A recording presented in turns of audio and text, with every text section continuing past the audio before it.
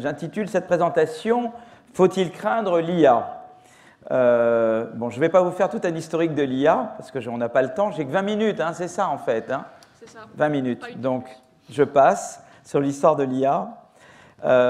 Voilà, donc ça, c'est la couverture d'un rapport que j'ai présidé, d'une commission que j'ai présidée, et où j'ai remis un rapport au président de la République en mars dernier, et qui s'intitule « IA, notre ambition pour la France ». C'est sorti également chez Odile Jacob. Et on nous demandait un peu d'évaluer l'impact économique de l'IA et faire des propositions pour relancer l'IA en France. Voilà. Qu'est-ce qu'on peut faire pour stimuler la recherche en IA et la diffusion de l'IA dans le tissu économique français? Alors, on peut, en un mot, comme j'ai peu de temps, l'IA peut être considérée comme une forme la plus avancée d'automatisation.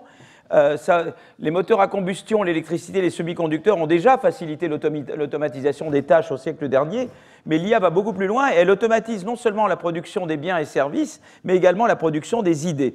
Et la question, c'est de savoir quels sont notamment les effets de la révolution de l'intelligence artificielle, et notamment de l'intelligence artificielle générative, sur l'emploi et la croissance. Alors, il y a une vision pessimiste qui est défendu notamment par un collègue à moi qui s'appelle Acemoglu, qui a eu le prix Nobel d'économie cette année. Et lui, il pense en fait que l'IA ne va générer essentiellement aucune croissance, pratiquement pas de croissance, et va détruire beaucoup d'emplois. Et je suis totalement en désaccord avec lui. Je pense que l'IA a le potentiel de générer de la croissance et de générer des emplois, mais seulement si nous adaptons nos politiques et nos institutions. Donc je ne suis pas pessimiste, je suis, dirons, prudemment optimiste. Voilà.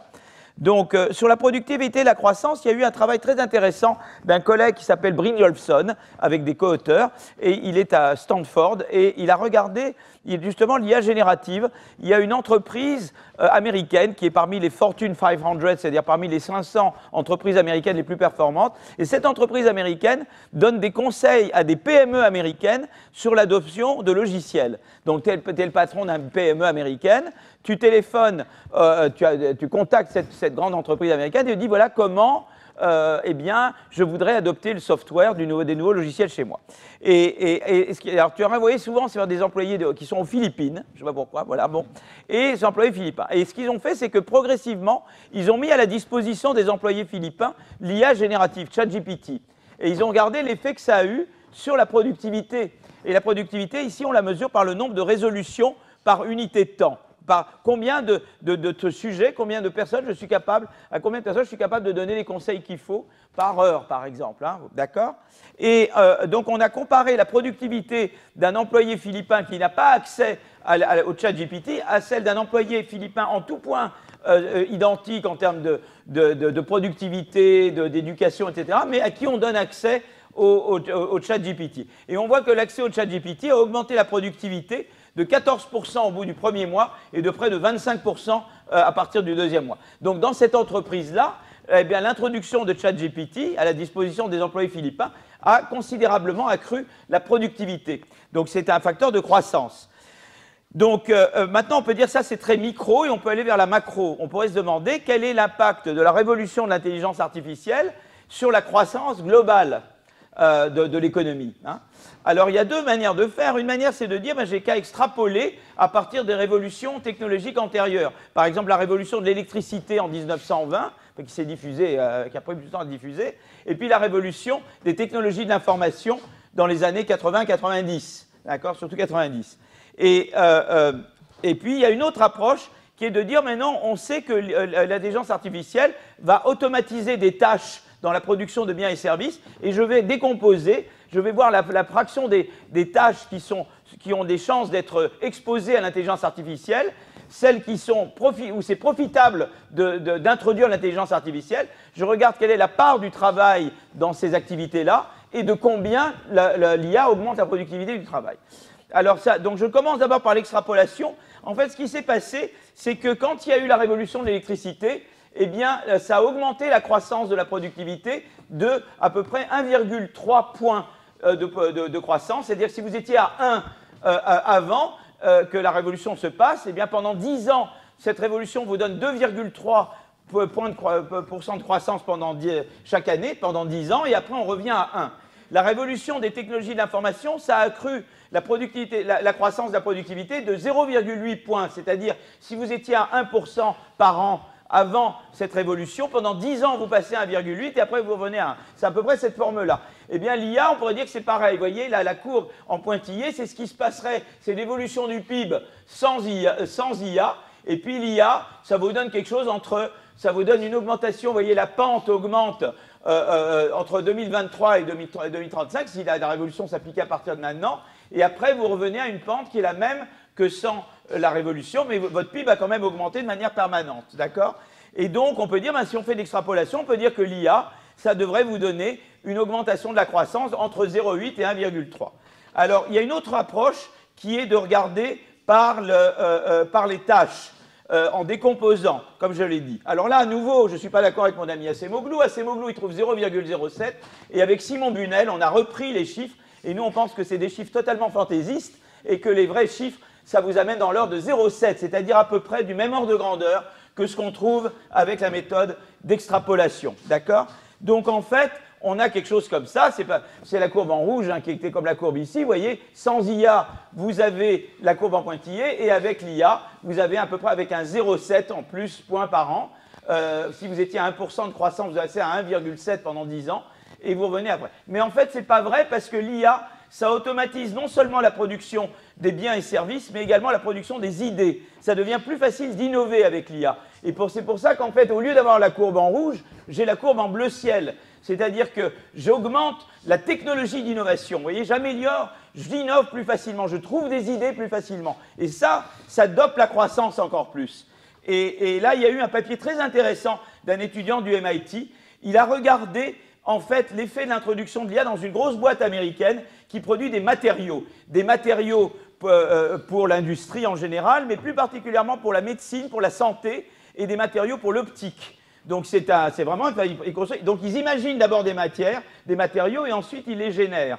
Et ce qui se passe, c'est qu'en fait, eh bien, ils montrent qu'au début, donc ça veut dire qu'il y a beaucoup plus de matériaux imaginés, parce qu'en fait, ce que fait l'IA, les chercheurs qui ont accès à l'IA, ils peuvent se figurer beaucoup plus de possibles.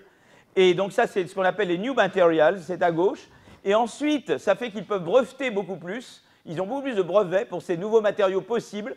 Et ensuite, ça donne lieu à des productions effectives de nouveaux produits qui sont les product prototypes. Et vous voyez que les chercheurs qui ont eu accès à l'IA de cette entreprise américaine, qui est également une des plus performantes aux États-Unis, eh bien, ça a augmenté le nombre de nouveaux matériaux imaginés de 44%, le nombre de brevets de 40%, et le nombre de prototypes vraiment produits, vraiment générés de plus de 17%. Donc là, on voit vraiment que c'est l'IA qui joue un rôle important dans la production des idées, pas juste dans la production des biens et services. Donc l'IA est un énorme facteur de croissance, voyez. Mais il y a un problème, c'est que l'IA, c'est l'absence de concurrence. Vous voyez, quand on voit l'évolution de la croissance annuelle moyenne aux États-Unis, on voit qu'elle a beaucoup augmenté entre 1995 et 2005, la croissance moyenne annuelle. Ça a été la révolution des TIC, ce que je vous avais dit. Pendant 10 ans, la croissance augmente. Mais ce qui s'est passé, c'est qu'il y a eu un déclin de la croissance américaine depuis le début des années 2000. Et ça, c'est très lié aux GAFAM. Vous savez, quand il y a eu la révolution des technologies de l'information, eh bien, il y a eu l'émergence des GAFAM. Et les GAFAM, elles sont devenues très grosses parce qu'elles ont fait des fusions-acquisitions. Elles sont devenues tentaculaires et elles ont fini par décourager l'innovation des autres. Elles ont fini par décourager de nouvelles entreprises. Et donc, c'est ça qui a été... Et donc, ce qui s'est passé aux États-Unis, c'est que la politique de concurrence ne s'est pas adaptée à la révolution des technologies de l'information. Il y a eu cette révolution des technologies de l'information qui avait un gros potentiel de croissance, mais là, comme on n'a pas adapté la politique de concurrence, ça aurait dû être plus difficile de faire des fusions-acquisitions. On a laissé ces entreprises, ces GAFAM, devenir énormes, sans limite, sans leur mettre aucune barrière, et finalement, ça a fini par inhiber la croissance des autres, voyez. Et pourquoi c'est important pour l'intelligence artificielle? Parce que si vous regardez le marché du cloud, il est dominé par 3 entreprises superstars, Amazon, Google, Microsoft, et vous avez un acteur unique qui domine le marché des processus graphiques.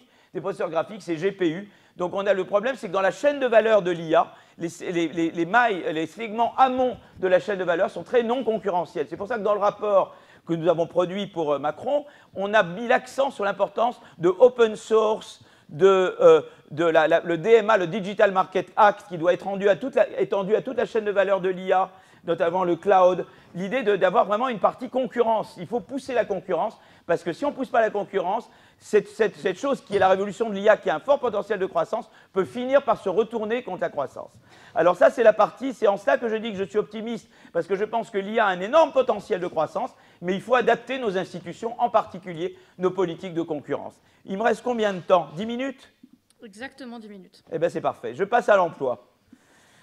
Donc maintenant, je veux regarder l'effet sur l'emploi. Alors l'effet sur l'emploi, il y a l'idée que eh bien, l'IA détruirait surtout beaucoup d'emplois. C'est vrai que l'IA, comme je l'ai dit, automatise des tâches dans la production des idées et dans la production des biens et services. Donc on peut dire, eh bien, l'IA, ça va détruire des emplois. D'accord? Eh bien, je vais vous montrer que ce n'est pas le cas de manière aussi évidente. Pour ce rapport que j'ai remis à Macron en mars, eh bien, nous avons regardé avec Simon Bunel, avec qui on a fait tous ces travaux, on a fait une enquête qui couvrait, grâce à l'INSEE, à l'aide de l'INSEE, une enquête qui couvre 9000 entreprises représentatives et chacune de plus de 50 employés. Et on a fait une comparaison entre des entreprises qui adoptent l'IA et des entreprises identiques en tout point, mais qui n'adoptent pas l'IA en termes d'emploi. Et on voit que globalement, eh bien, les entreprises qui adoptent l'IA, eh bien, par rapport à des entreprises analogues qui ne l'adoptent pas, au total, elles augmentent l'emploi. Alors vous allez me dire, mais c'est très paradoxal. Comment ça se fait que l'IA qui automatise des tâches détruit des emplois? Parce qu'il y a un effet de productivité. Quand vous robotisez ou quand vous introduisez l'IA, vous devenez plus productif, donc plus compétitif, donc vous pouvez produire moins cher ou des biens de meilleure qualité, et donc la demande mondiale pour vos produits augmente, et donc l'emploi augmente. Cet effet de productivité qui déjà dans le cas des robots, et là j'étais déjà pas d'accord avec Acemoglu parce qu'il disait le contraire, mais maintenant la profession est de notre côté, déjà dans le cas des robots, eh bien on montrait qu'il y avait un effet globalement positif de la robotisation sur l'emploi, et bien de la même manière, il y a un effet globalement positif de l'intelligence artificielle sur l'emploi. Mais il n'est pas uniformément positif. Par exemple, pour les emplois administratifs, vous voyez, il y a des emplois pour lesquels l'effet n'est pas positif. Donc c'est un effet qui est positif globalement, mais il n'est pas positif sur toutes les professions. Et ça, c'est pour comprendre ça, il y a une étude très intéressante du Bureau international du travail qui décompose les emplois en tâches. Donc chaque emploi, c'est beaucoup de tâches, d'accord? Et on regarde l'effet de l'introduction de l'IA générative. Alors on donne un score très faible à des tâches qui ont peu de chances d'être remplacées par l'IA. On donne un score moyen à des tâches qui ont une probabilité moyenne d'être remplacées et un score élevé à des tâches qui ont beaucoup de chances d'être remplacées par de l'intelligence artificielle. Et vous voyez là, c'est très intéressant. En haut, vous avez les emplois managériaux. Par exemple, il y a les managers dans l'agriculture, les managers dans le sport, les managers dans la publicité. Chaque ligne, c'est des managers différents. Mais vous voyez que la plupart des tâches sont dans la zone noir-bleu foncé, où c'est des faibles probabilités de remplacement. C'est-à-dire que les managers, ils ont quelques tâches peut-être tout en haut qui ont une probabilité d'être remplacées, mais la plupart de leurs tâches n'ont aucune probabilité d'être remplacées. Ça veut dire que les managers peuvent dormir tranquilles, quoi. L'IA, aucun problème. Ça va peut-être remplacer quelques tâches rébarbatives et ça leur laissera plus de temps pour des tâches créatives. Voilà. Mais en tout cas, du côté managérial, il n'y a pas de problème. Si par contre vous descendez en bas, dans les employés de bureau, etc., alors là, vous avez différents, des gens qui répondent au téléphone, des standardistes, etc. Là, vous voyez que c'est plus compliqué parce que l'essentiel des remplacements est quand même du côté, l'essentiel des tâches ont une forte probabilité d'être remplacées. Et donc là, il y a des emplois à risque, d'accord? Mais simplement, ce que je vais vous montrer ici, j'aurais fini dans 3 minutes, ici, c'est une cartographie des emplois qui a été conçue par Antonin Bergeot, qui est notre collègue dans le laboratoire d'innovation que nous co-dirigeons ici au Collège de France. Et donc, quand je regarde ces différents emplois, plus je monte, plus c'est des emplois qui sont exposés à l'IA.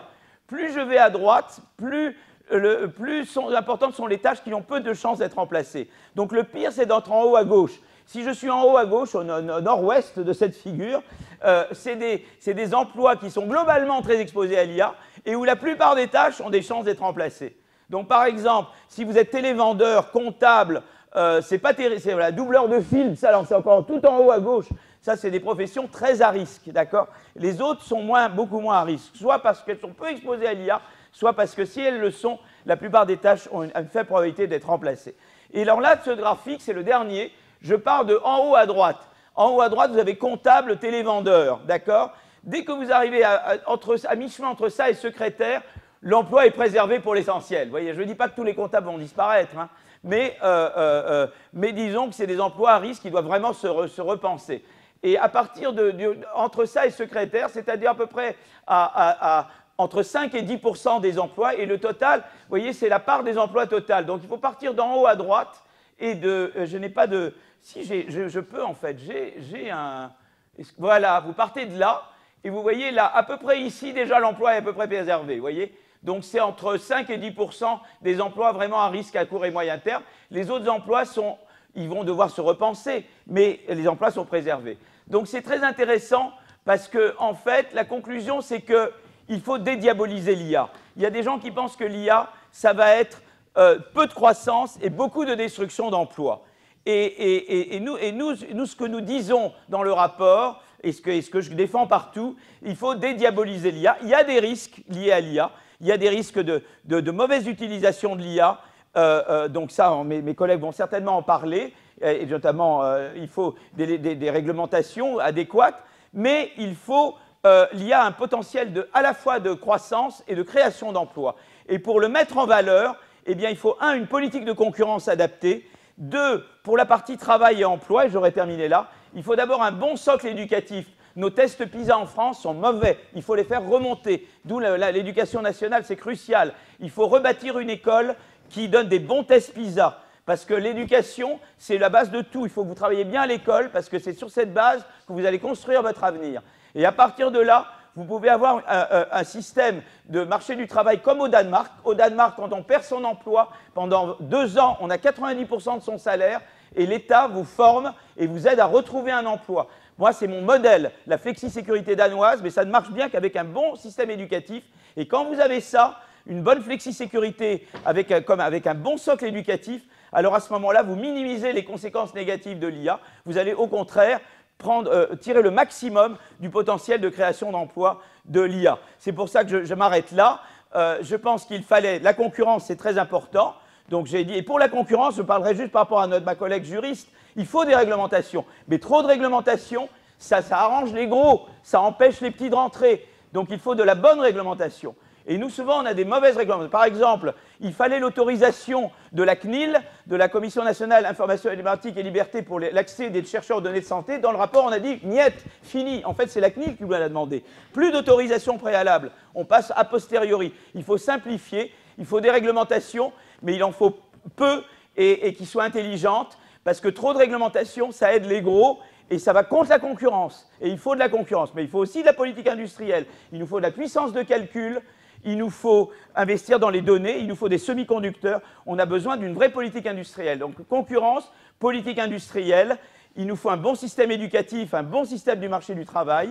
Et si on a ça, eh bien, on va pouvoir vraiment tirer le maximum de cette révolution qu'est l'intelligence artificielle. Merci beaucoup.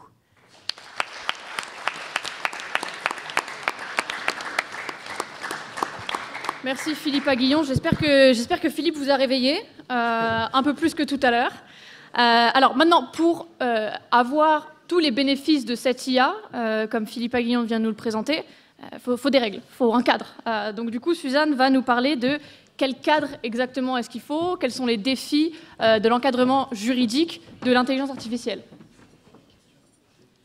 Et il y aura des questions. Et il y aura des questions juste après donc pour cette première partie. Il y aura des questions juste après la présentation de Suzanne. On prendra quelques minutes. Donc préparez vos questions déjà avant qu'on passe sur l'intelligence artificielle générative. Donc juste après Suzanne. Alors bonjour à toutes, bonjour à tous. Avant tout, je tiens à remercier le Collège de France et le Campus de l'Innovation pour leur invitation à intervenir et surtout à organiser ces moments d'apprentissage et d'échange, d'apprentissage des deux côtés, parce que l'année dernière, les questions qui avaient été posées étaient particulièrement intéressantes et j'étais repartie assez heureuse de me dire que la nouvelle génération se posait les bonnes questions. Donc j'espère que ça sera la même chose aujourd'hui. Et je voulais aussi remercier particulièrement Madame Bénédicte Berner et Monsieur Antoine Toraval pour organiser cet événement aujourd'hui. Alors, dans cette séance, nous allons aborder les défis liés à l'encadrement juridique de l'intelligence artificielle, de l'IA. Alors, évidemment, on pourrait aborder la question sous des angles divers, variés et multiples, mais nous n'avons que 20 minutes, donc je vais essayer de m'en tenir à quelques grands principes que j'aimerais bien que vous reteniez en sortant de cette salle. En parlant de variété, on trouve une très grande variété dans les usages de l'intelligence artificielle. Et évidemment, ceux qui sont les plus connus par le grand public sont les modèles de langage qui servent notamment, par exemple, à répondre à vos questions sur ChatGPT. Donc il y a des grands modèles de langage et des petits modèles de langage. ChatGPT est basé sur un grand modèle de langage. Mais il y a aussi bien d'autres usages dans l'intelligence artificielle. On a également les algorithmes de recommandation. Quand vous regardez des vidéos, par exemple sur TikTok, il y a des algorithmes qui vont vous suggérer les vidéos suivantes. Ça, c'est basé sur des outils d'intelligence artificielle également. Mais on a également beaucoup d'autres cas d'usage. Si on parle d'une voiture autonome, par exemple, elle va utiliser différents usages de l'intelligence artificielle, les algorithmes de vision par ordinateur, etc., etc. Alors, je vais grossièrement, c'est très grossier, mais je vais diviser en trois le cycle de vie d'une intelligence artificielle.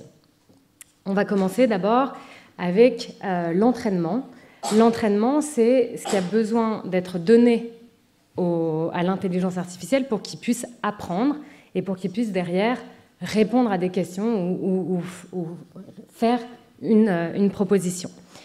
Donc, la première étape d'un cycle de vie, c'est effectivement l'entraînement. À l'intérieur de l'entraînement, il y aurait beaucoup de sous-catégories, mais on n'aura pas le temps de développer chacune d'entre elles. Ensuite, on peut passer à l'usage. Alors, l'usage, c'est pas le terme exact techniquement, on parle plutôt d'inférence. Et qu'est-ce que c'est ? C'est les situations dans lesquelles le modèle d'intelligence artificielle va raisonner et tirer des conclusions à partir de nouvelles données. Et enfin, troisième stade, qui est le résultat, à savoir le moment où l'IA va proposer une réponse ou une solution. Et donc, on va revenir sur chacune de ces étapes et je vais vous donner à chaque fois un exemple précis. Alors, commençons d'abord avec l'entraînement. On va prendre l'exemple d'un hôpital qui souhaiterait créer une intelligence artificielle afin d'aider les médecins dans la détection de cancer. Pour cela, il va devoir entraîner son modèle et donc fournir des données à son modèle afin derrière de pouvoir aider le médecin dans sa détection des cancers. Comment est-ce que ça va se passer ? Il va devoir donc fournir des données, et ces données, si on réfléchit, ça va être souvent des données dites de santé, des données relatives à la santé, et donc il va y avoir tout un tas de problèmes juridiques qui vont être liés à cet apprentissage, à cet entraînement. On a donc plusieurs difficultés juridiques liées à ces données. La première, c'est la légalité avec laquelle on va pouvoir utiliser ces données pour pouvoir en faire quelque chose, pour pouvoir entraîner l'algorithme. La légalité, on va avoir ici le problème notamment d'accès aux données, d'utilisation de ces données. Et donc, puisque c'est des données de santé, on va avoir les difficultés en lien avec le droit des données à caractère personnel, que vous connaissez peut-être déjà. Et ce droit réglemente la façon dont les données peuvent être utilisées. Ainsi, on va pouvoir se poser la question de est-ce que les données qui ont été collectées pour un usage, par exemple pour détecter avec un médecin l'existence d'une tumeur, par exemple, est-ce qu'elles peuvent être mises, transposées directement dans un algorithme qui va apprendre ? Est-ce que c'est possible juridiquement ? Donc ça, c'est une des questions. Est-ce qu'on va devoir obtenir le consentement des personnes qui ont été identifiées par ces données ? Et donc, on va avoir tout un tas de difficultés juridiques qu'il va falloir prendre en considération au moment de l'entraînement.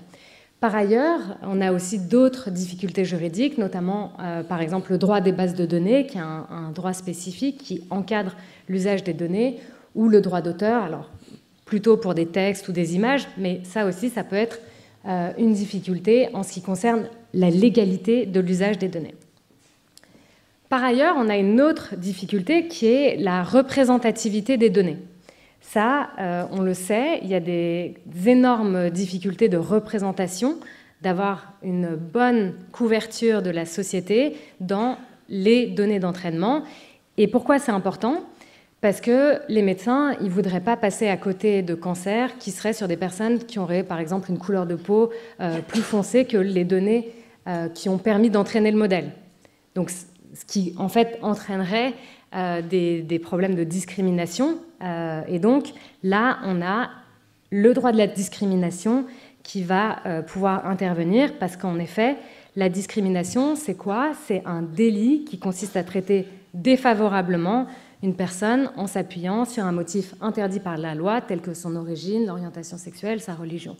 Et en fait, si on n'est pas très attentif dans les données d'entraînement, dans les données qui permettent au modèle d'apprendre à détecter la tumeur ou le cancer, eh bien en fait, qu'est-ce qui risque de se passer? C'est que derrière, la détection pour certaines catégories de personnes risque de ne pas être efficace, et donc on va avoir cette difficulté-là. Voilà pour l'entraînement. Maintenant, pour l'usage. Qu'est-ce que c'est l'usage? Je l'ai dit, c'est les situations dans lesquelles le modèle d'intelligence artificielle va raisonner et tirer des conclusions à partir de nouvelles données. Ici, on va prendre l'exemple d'une IA qu'on va utiliser pour interpréter un tableur et préparer des statistiques pour une prochaine réunion avec son équipe. Cet exemple, on peut se dire, oui, c'est ce qu'on fait un peu tous les jours. On envoie des données et puis on reçoit derrière des informations qui nous arrangent. Mais pourtant, il peut y avoir des vrais enjeux qui vont découler de ces usages. Et en fait, là, ici, la question, elle va être de savoir où est effectué le calcul. Alors, qu'est-ce qu'on entend par là? C'est quelle est la personne qui va avoir accès à ces données, ou la personne ou l'entité, ou la localisation. Et pourquoi c'est important? Parce que si une personne tierce peut avoir accès à des données auxquelles elle ne devrait pas avoir accès, ça peut engendrer un certain nombre de difficultés juridiques, notamment d'accès à des données par des tiers qui ne sont pas autorisés, et donc de fuite de données. Donc, en fait, on va avoir un élément qui est très important, c'est de savoir où est effectué le calcul. Comme je le disais, ça pose un problème d'accès aux données, parce qu'il y a un certain nombre de secrets qui peuvent exister dans les données. Donc, si par exemple vous envoyez un tableur qui contient des données très précises sur les ventes prédites sur un continent, eh bien en fait, si vous l'envoyez à une entreprise tierce, cette entreprise, elle va avoir accès à ces données. Et donc, il peut y avoir une atteinte au secret des affaires. Pareil, si vous avez des données à caractère personnel au sein de votre tableur, eh bien, on a la même difficulté. Un tiers peut évidemment accéder à ces données, et donc, ça pose des problèmes à ce niveau-là. Pareil, au niveau de la propriété intellectuelle. Et donc, on va avoir une différence en fonction de savoir si le traitement il est effectué en local, c'est-à-dire sur un appareil qui est contrôlé par la personne ou par son entreprise, ou si le traitement est effectué sur des serveurs d'une entreprise tierce. Est-ce que vous savez, par exemple, si quand vous envoyez le tableur sur ChatGPT, à votre avis, ça rentre dans le premier cas ou dans le deuxième cas?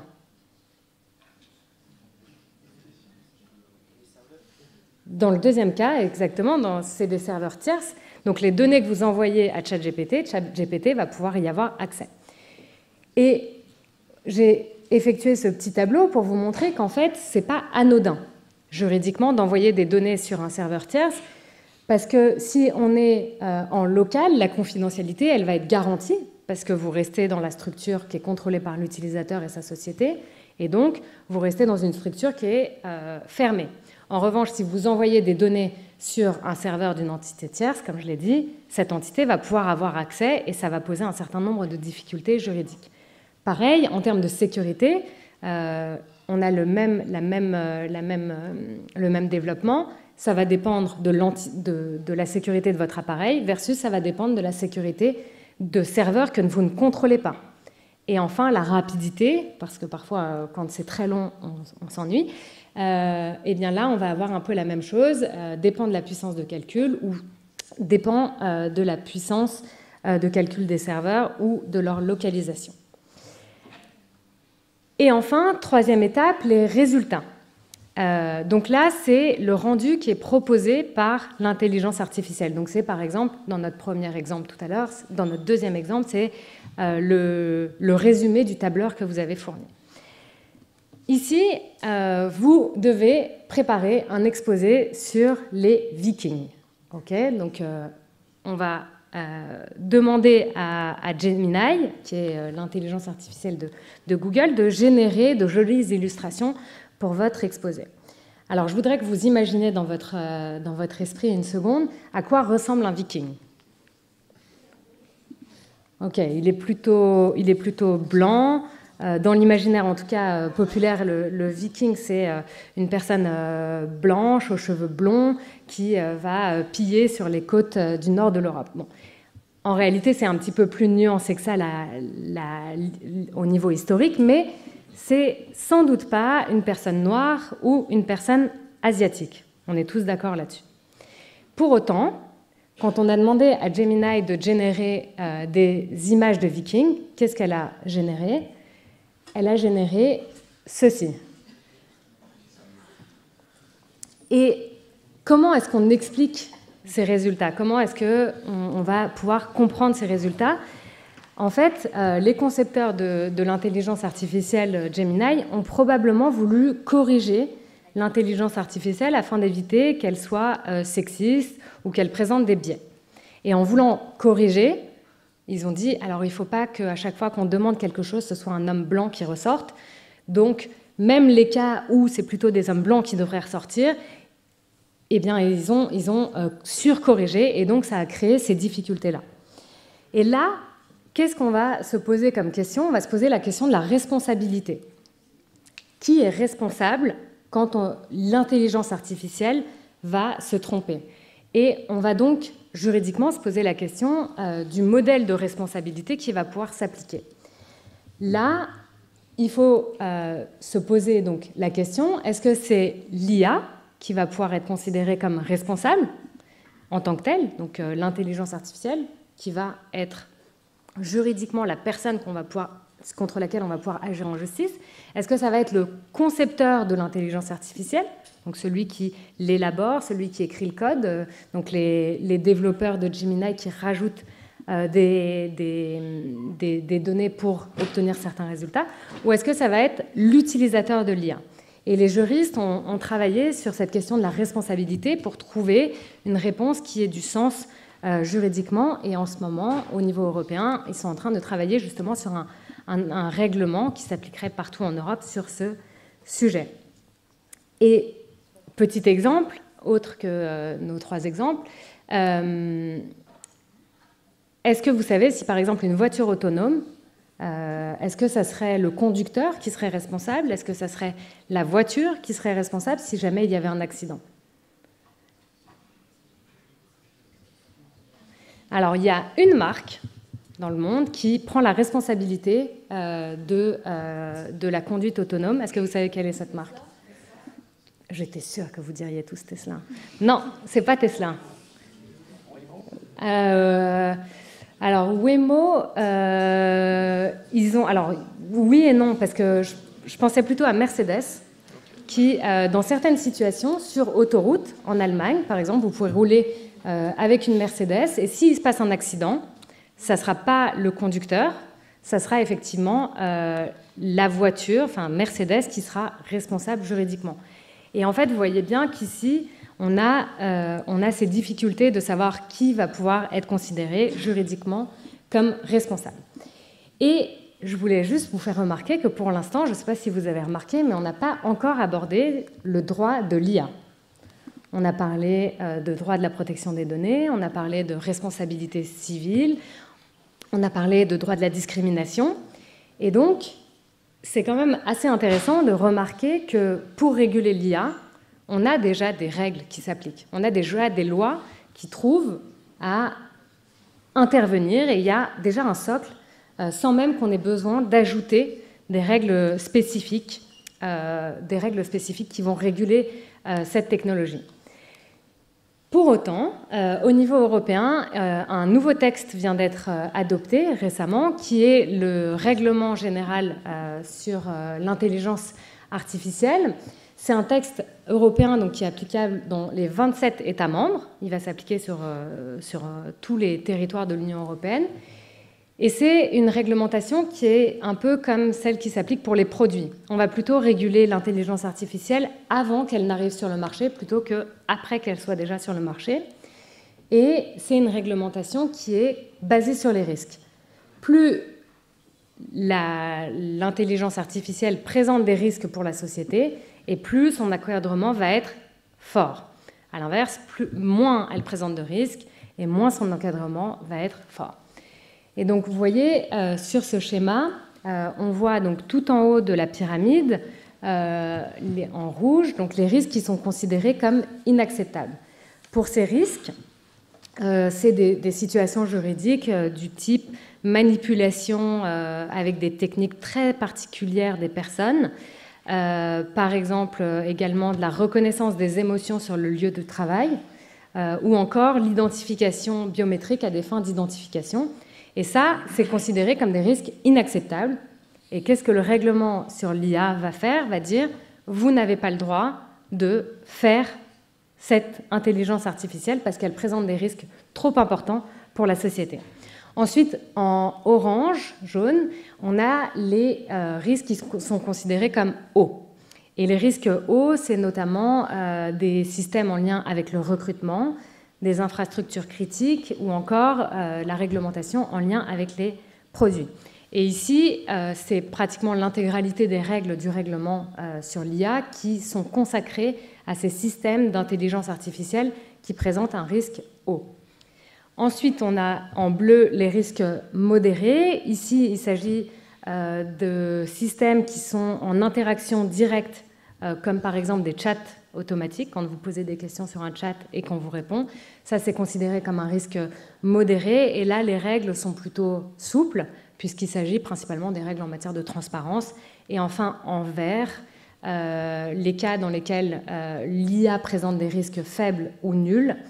Et bien qu'il y ait très peu de situations dans le règlement qui soient là-dessus, en réalité, il y a donc très peu de règles juridiques particulières qui vont en découler. Alors, pour conclure, qu'est-ce qu'on remarque? On remarque d'abord que l'IA est absolument partout. Elle innerve tous les secteurs de notre société et tous les secteurs de notre vie. Ensuite, ce que je voudrais que vous reteniez, c'est que l'IA n'a pas besoin nécessairement d'avoir un droit spécial pour avoir des règles qui lui sont applicables. On voit qu'il y a des règles tout à fait générales, des règles classiques, qui vont s'ajouter à des textes spéciaux qui sont en train d'être adoptés, qui sont en train d'être construits actuellement. L'IA ne sait pas mieux que vous, parce que vous voyez, quand on a fait notre petit test tout à l'heure sur les Vikings, vous aviez globalement raison. C'était plutôt l'image que vous aviez dans votre tête plutôt que celle qui a été rendue par l'algorithme. Et donc, ce que je voudrais que vous reteniez, c'est que l'IA ne sait pas mieux que vous, mais elle est là pour vous aider à faire des tâches, elle est là pour vous accompagner. Et donc, vous devez derrière garder un sens critique, garder une volonté d'apprentissage, de connaissance, parce qu'en fait, c'est vous à la fin qui allez prendre les décisions qui vont être importantes et c'est vous derrière qui allez potentiellement être responsable de vos résultats. Et enfin, une dernière question avec laquelle je voudrais vous laisser, c'est de savoir est-ce que l'IA va remplacer les humains? On en parle beaucoup, on a eu la même question avec les robots. Est-ce que l'IA va tous nous remplacer? Je pense que la question est en fait assez mal posée. Je pense qu'en réalité, c'est surtout de savoir comment l'IA, comment l'intelligence artificielle influence les humains et les relations qu'on a entre nous, notamment par exemple les vidéos que vous allez regarder. C'est surtout sur ce point-là que l'intelligence artificielle est, à mon sens, particulièrement intéressante et c'est surtout sur ce point-là qu'il faut s'interroger. Je vous remercie et puis j'attends vos questions.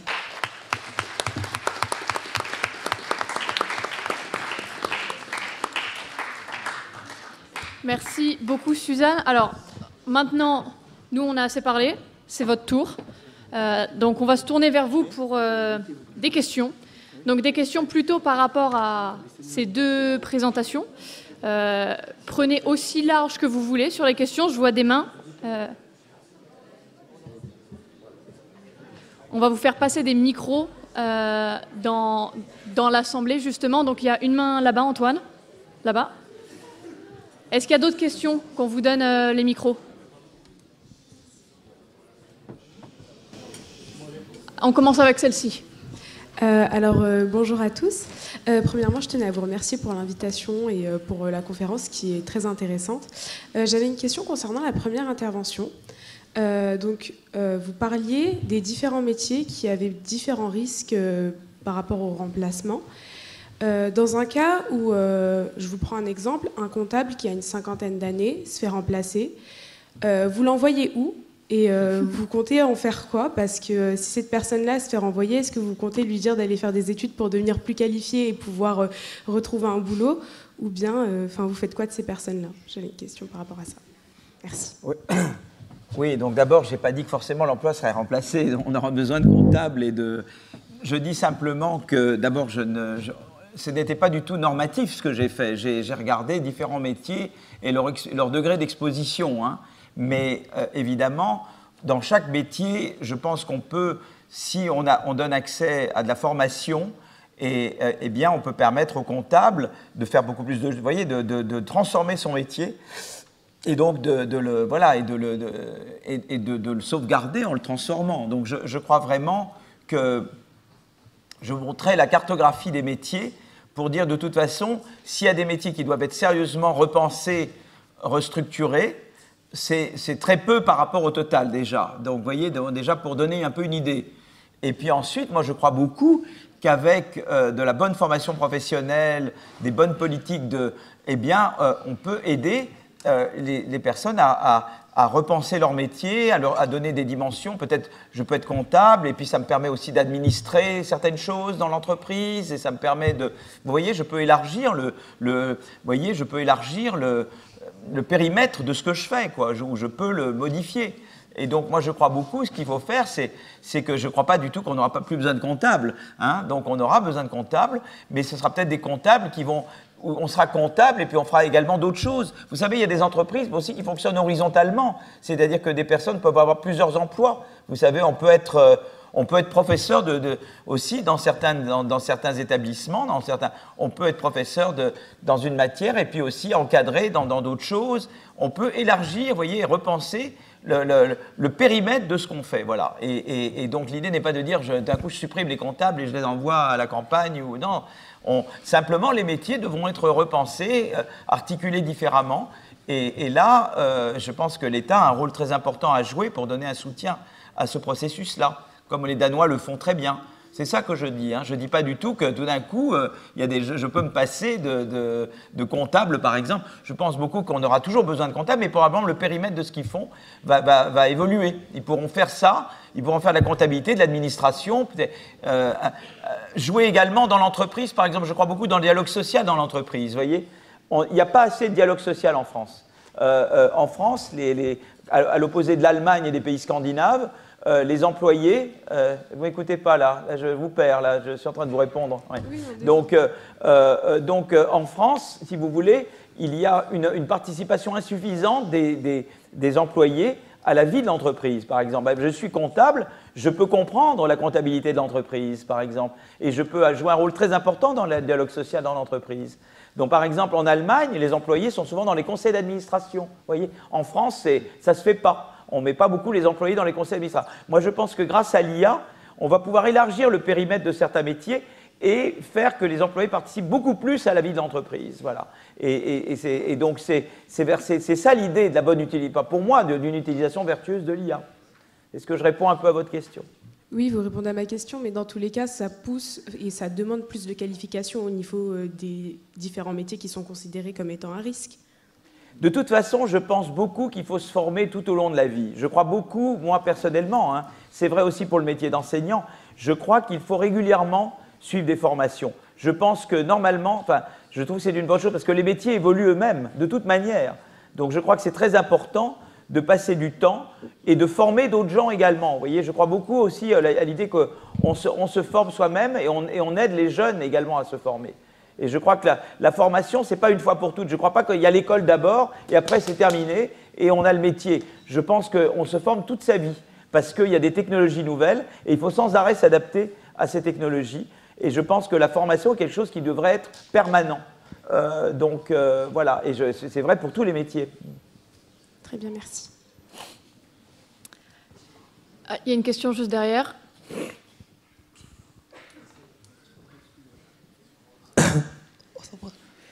J'ai une question pour vous. Quels sont les meilleurs exemples de collaboration réussie entre l'IA et les experts humains? Ça, c'est pour qui, ça? N'importe. Pour moi? N'importe. N'importe. Entre l'IA et les experts humains. Tu veux pas prendre ça? Ouais, il me semble. Il me semble en que tout ça, cas, je ne crois pas du tout personnellement que l'IA va remplacer les experts humains. J'y crois pas du tout. Non, je ne crois pas la du meilleure tout que l'IA va se collaboration. substituer à nous. Je ne crois pas du tout. Je pense pour moi, l'IA, c'est comme une règle à calcul améliorée. Franchement, je vais peut-être très... je pense que l'humain est fondamental. Et je pense que l'IA est une technologie au service de l'humain. Parce que le jugement, l'IA n'a pas de jugement. Nous, on a un jugement. Et donc, je pense vraiment que l'humain est indispensable. L'IA peut vous aider à être mieux informé, à avoir peut-être davantage d'éléments sur lesquels juger. Mais le jugement et le rôle de l'humain est indispensable. Je ne crois pas du tout à l'IA qui remplace l'humain. Pas du tout. Parce que je pense que la partie jugement, c'est nous qui l'avons, quoi. Et à un moment donné, on voit que quelque chose n'est pas raisonnable, que ça ne tient pas debout, quoi. Ce n'est pas l'IA qui va le faire pour vous. À un moment donné, on se rend compte qu'il faut changer de paradigme. Ce n'est pas l'IA qui va changer de paradigme. L'IA peut vous donner des éléments et vous aider à le faire. Mais je crois que l'humain est absolument indispensable et va rester indispensable. Mais monsieur, c'était pas ça ma question. Alors c'est quoi votre question? C'était la meilleure collaboration entre l'IA et l'homme. En gros, la meilleure invention que l'homme a créée grâce à l'IA aussi. En collaboration oui, à l'IA. Ouais, d'accord, ok.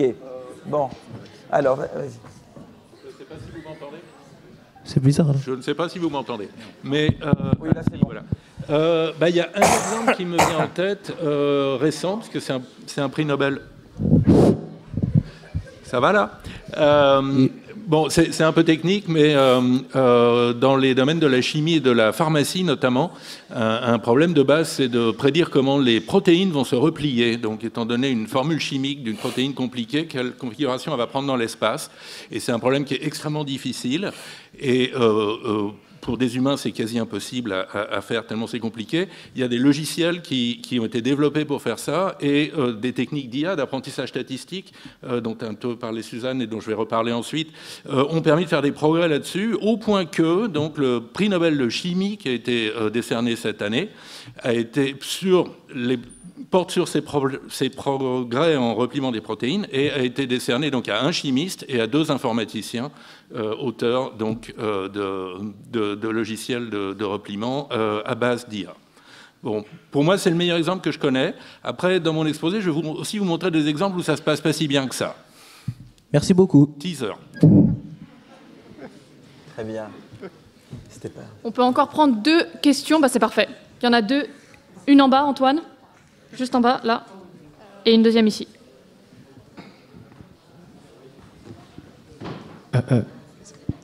Bonjour. Bonjour à vous. Alors j'aurais une question en fait par rapport... vous avez parlé tout à l'heure de l'encadrement de l'IA dans l'Union européenne, mais comment ça se passe plutôt à l'échelle internationale? Parce que si on restreint trop l'IA dans l'Union européenne, il y a une possibilité de perte d'un ralentissement en Union européenne. Du coup, vous voyez ça comment? Merci. Je vais dire juste 2 mots, mais c'est surtout ma collègue qui a beaucoup plus que moi à dire, parce que d'abord, il y a ce qu'on appelle l'IA Act européen, donc il y a tout un débat sur jusqu'où il faut mettre des réglementations ou pas. On a vu que trop peu de réglementations aux États-Unis, ça a posé des problèmes à Hollywood, il y a eu d'autres cas, enfin, on a vu que pas de réglementation du tout, il pouvait y avoir vraiment beaucoup d'abus. Donc nous, on est quand même en Europe, on fait plus attention à ça, et à la protection des données individuelles, etc. Donc la question, c'est de savoir est-ce qu'on va pouvoir avoir quelque chose au niveau international. Ma coprésidente Anne Bouvreau va organise le sommet IA à Paris, en fait, le premier, où je crois qu'en partie, il va s'agir d'essayer d'harmoniser les législations en matière d'IA. C'est vrai qu'un des problèmes qu'on a en Europe, c'est comme on a beaucoup de réglementations en Europe et qu'il y en a très peu aux États-Unis, beaucoup de gens partent aux États-Unis. Donc il faut faire attention, ça ne veut pas dire qu'il faut qu'on s'aligne sur l'endroit où il y a le moins de réglementation, parce que ce n'est pas une bonne idée, c'est comme si on s'alignait sur les endroits où il n'y a pas d'impôts, comme l'Irlande, etc. Donc l'idée n'est pas du tout de faire de la concurrence de ce côté-là, mais c'est vrai que va se poser la question d'harmoniser les législations en matière d'IA et d'essayer de minimiser les différences. Voilà, donc là il y a tout un débat. Faire attention aussi que trop de réglementation peut décourager surtout des PME, des petites entreprises, des startups à partir ailleurs parce qu'ils se disent c'est trop compliqué chez nous. Par exemple, je donnais l'exemple des données de santé. Ce n'était pas possible qu'en France, il faille attendre 18 mois pour avoir une autorisation sur l'utilisation des données de santé pour des chercheurs. Moi, mes amis qui travaillent dans la recherche en santé, qui utilisent l'IA, me disent c'est pas possible, on ne peut pas, quoi. Donc on doit partir ailleurs. Donc c'est là qu'il faut qu'on fasse attention, qu'on retrouve le juste milieu.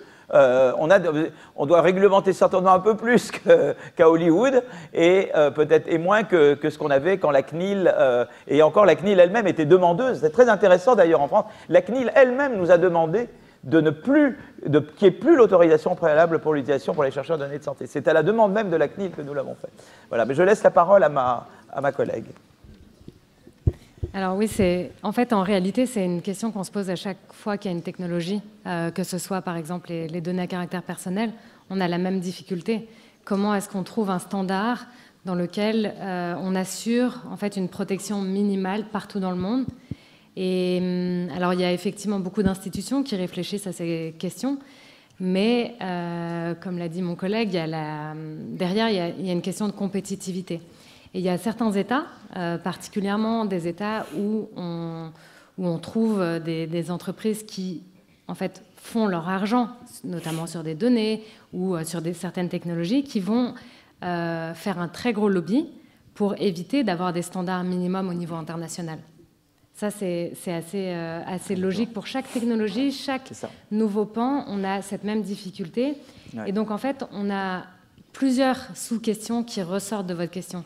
La première, c'est est-ce qu'on a un socle de valeurs au niveau international dans ce qu'on va considérer comme acceptable en termes humains? Est-ce qu'on va avoir humainement, partout dans le monde, un même degré d'acceptabilité de ce que peut faire ou pas la technologie? Et là-dessus, il y a beaucoup d'études qui montrent, alors ça, ce n'est pas des études juridiques, mais c'est des études plutôt de sociologie ou ethnographiques qui montrent qu'en fait, on n'a pas tous la même conception, par exemple, de la vie privée. Dans le monde, en Asie, on a une conception très différente par rapport à celle qu'on a en Europe. Et donc, ces valeurs-là qui vont ressortir des différentes législations qu'on retrouve dans le monde. Et donc, trouver un socle commun de valeurs qui va permettre d'édifier des règles juridiques communes sera difficile. Pas impossible, mais difficile. Et derrière, la question qui revient et qui découle de cette première question, c'est est-ce que ça sera suffisant? Est-ce que si on adopte un grand principe international, ce qu'on retrouve dans des grands principes, par exemple, de l'ONU, des règles de protection des droits fondamentaux, est-ce que ces règles-là seront suffisantes pour garantir un niveau acceptable, en tout cas ce qu'on va considérer comme acceptable en France ou en Europe, par exemple? Et là, c'est assez difficile de penser que ça sera le cas parce que, justement, comme je le disais, il y a ce lobby de tirer un petit peu la réglementation vers le bas ou le risque d'avoir une réglementation qui est très générale et donc, en fait, on ne sait pas trop comment elle va s'appliquer. Et donc, même si on a des perspectives de gouvernance de l'intelligence artificielle, notamment avec les sommets qui sont organisés tous les 6 mois ces derniers temps, donc le prochain qui sera à Paris en février, on peut avoir de l'espoir pour des règles communes internationales, mais pour autant, moi, je reste potentiellement un petit peu prudente parce que j'ai peur que ces grandes règles soient trop générales et qu'elles n'apportent pas un degré de protection suffisant en termes de valeurs qu'on défend en Europe, en fait. D'accord, merci. Avec plaisir. Il y a la question juste ici. Oui, bonjour. Moi, j'avais une question sur la deuxième intervention. Vous avez parlé de règles juridiques au sein de l'Europe, ou même en France. Donc c'était pour savoir comment les gouvernements, ou enfin même les entreprises, elles peuvent s'assurer que l'IA elle est utilisée à bon escient et de manière responsable. Alors, c'est une question très pratico-pratique, en fait. C'est comment est-ce qu'on fait en sorte que les règles juridiques soient correctement appliquées, si je comprends. Alors, je pense, comme l'a dit mon collègue, il y a la question de la formation et de la formation tout au long de la vie. Donc moi, je ne sais pas si vous connaissez le CNAM. Le CNAM, c'est le Conservatoire national des arts et métiers, où en fait, on forme les professionnels. Donc moi, mes étudiants, c'est des professionnels qui sont déjà en poste et qui se forment aux nouvelles problématiques juridiques, notamment de protection des données, de régulation des plateformes, de cybersécurité. Et donc, en fait, ces personnes viennent, dans leur carrière, suivre des formations justement pour comprendre les nouvelles règles qui vont s'appliquer à leur structure et pour derrière correctement les mettre en place.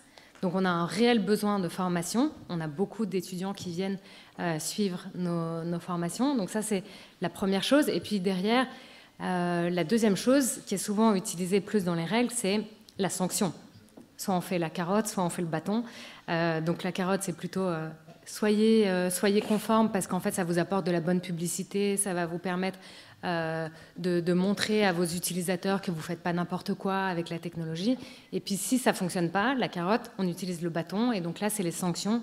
Et dans tous les textes européens qui sont récemment adoptés, les sanctions sont très importantes, très élevées. On va avoir 2, 4, 6% du chiffre d'affaires mondial qui peut être imposé comme sanction. Donc ça nous fait des 150 millions d'euros de sanctions.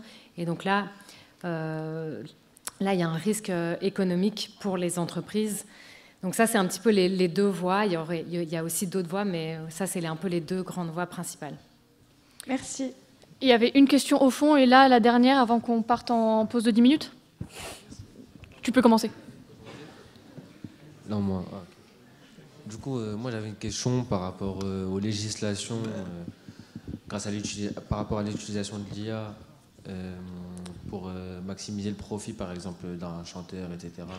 Parce que ces dernières années, on a pu voir sur les réseaux sociaux que des musiques ont été produites grâce à l'intelligence artificielle. Et c'était pour savoir si, par exemple, un musicien ou bien un rappeur, etc., pouvaient utiliser l'intelligence artificielle pour maximiser leur profit, faire plus de profit, etc. Et en utilisant du coup l'intelligence artificielle. Alors, en quelques mots, donc la première chose, comme je le disais, au niveau de l'entraînement, pour pouvoir générer des textes d'un musicien, le musicien il va devoir entraîner son algorithme et donc là, il va mettre des données. Et souvent, ces données, elles sont protégées par le droit d'auteur. Et là, donc le droit d'auteur, c'est des règles qui disent qu'à partir du moment où il y a une œuvre, elle est juridiquement protégée. Et en gros, il faut obtenir l'accord de l'auteur pour pouvoir utiliser sa chanson. Et donc, même encore en ce moment, il y a des gros débats juridiques de savoir quand on nourrit un algorithme pour apprendre toutes ces chansons, est-ce qu'on a le droit de le faire juridiquement ou est-ce qu'on n'est pas en train d'enfreindre le droit d'auteur et donc de ne pas respecter ces règles? Et donc, ce qui en découlerait serait potentiellement aussi illicite. Il y a des actions juridiques, particulièrement en Californie, où on voit des groupes d'auteurs qui s'unissent pour contrer juridiquement ces entraînements. Une fois qu'on a dit ça, pour répondre plus précisément à votre question, un rappeur, il peut très bien utiliser l'intelligence artificielle pour réfléchir à des nouveaux textes, ça c'est tout à fait possible, pour s'inspirer. Et en fait, j'ai un petit peu envie de dire, les mots n'appartiennent à personne. Donc là, s'il utilise ça pour s'aider, comme en fait beaucoup de personnes le font quand on doit écrire quelque chose, on dit « Ah, fais-moi un premier jet » et puis derrière on retravaille. En fait, ça c'est possible juridiquement de le faire. Et pourquoi c'est possible? Parce que ça va être une œuvre qui va être originale derrière. Et donc s'inspirer, c'est une possibilité. Mais il n'est pas complètement évident que les droits d'auteur seront détenus par le rappeur. si l'œuvre a été vraiment entièrement produite par la machine, il n'est pas complètement évident qu'il y ait des droits d'auteur, en fait. Il y a une propriété intellectuelle. Alors, il y a un précédent célèbre, bien que ce n'est pas avec de l'IA. C'était un singe qui avait pris un appareil photo et imité un photographe, donc pris une photo qui en fait était excellente. Et le propriétaire de l'appareil photo, qui était un photographe professionnel, a en fait exploité commercialement cette photo. Et c'est monté devant des tribunaux qui ont fini par conclure que... Enfin, je ne sais pas d'ailleurs quelle était la conclusion. Est-ce qu'il y avait droit d'auteur? Est-ce que l'auteur était le singe ou est-ce que c'était le propriétaire de l'appareil photo? À la fin alors ça c'est une affaire qui a eu lieu aux États-Unis. Donc là il y a des règles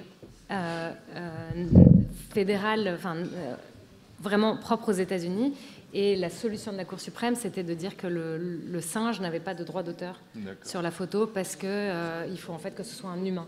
Mais le propriétaire de l'appareil photo non plus. Non, il n'y avait pas de droit d'auteur parce que pour qu'il y ait du droit d'auteur, il faut qu'il y ait une œuvre originale. Et pour avoir une œuvre originale, il faut avoir une personnalité. Et pour avoir une personnalité, il faut qu'il y ait un humain.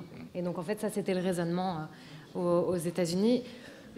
En fait, dans d'autres systèmes juridiques, la solution pourrait être différente. Et c'est là où, en fait, ça revient à la question qui a été posée tout à l'heure sur pourquoi est-ce qu'on ne crée pas des règles qui s'appliquent partout dans le monde, comme ça, au moins, on arrête d'avoir ces difficultés étatiques d'application du droit. Mais ça revient à ma réponse, qui est on a tous des valeurs différentes, et donc, on ne peut pas avoir une seule et unique solution. Il y avait encore une question ? En fait, moi, je voulais juste savoir si l'IA pouvait détruire la Terre. C'est quoi si l'IA peut détruire la Terre. Si l'IA peut détruire la Terre. Je pense que...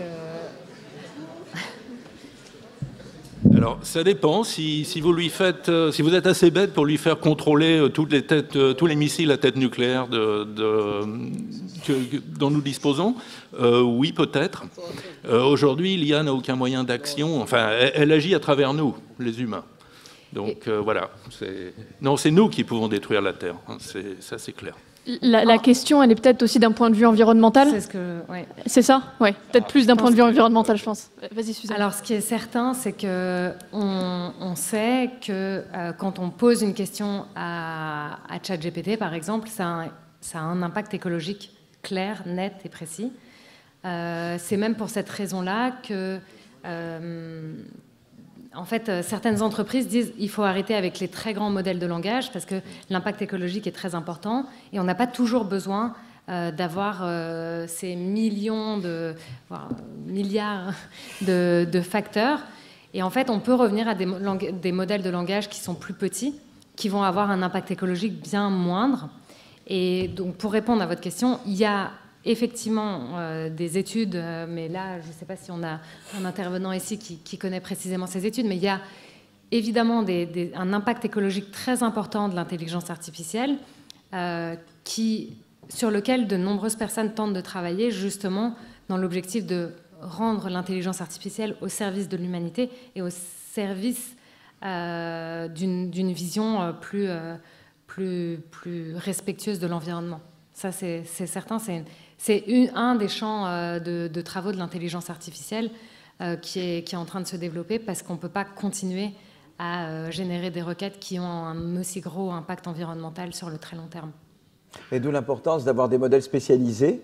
Et c'est pour ça qu'aussi, dans le rapport qu'on avait remis au président, on disait qu'il fallait développer la puissance de calcul local pour aider au développement de modèles spécialisés qui, ça aiderait aussi à optimiser sur la consommation d'énergie. Mais l'impact environnemental de l'IA est ambigu. Ça consomme de l'énergie, mais en même temps, ça peut aider à la gestion des ressources rares.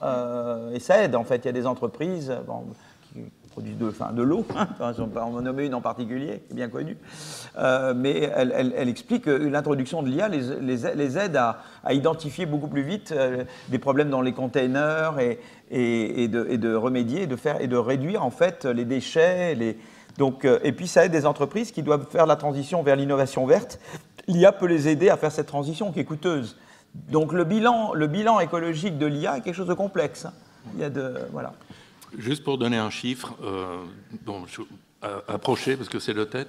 Mais donc j'ai lu quelque part que de faire une requête sur ChatGPT consomme à peu près 20 fois plus d'électricité qu'une requête Google, donc une recherche normale sur le web, ce qui est nettement plus, mais quand même pas gigantesque.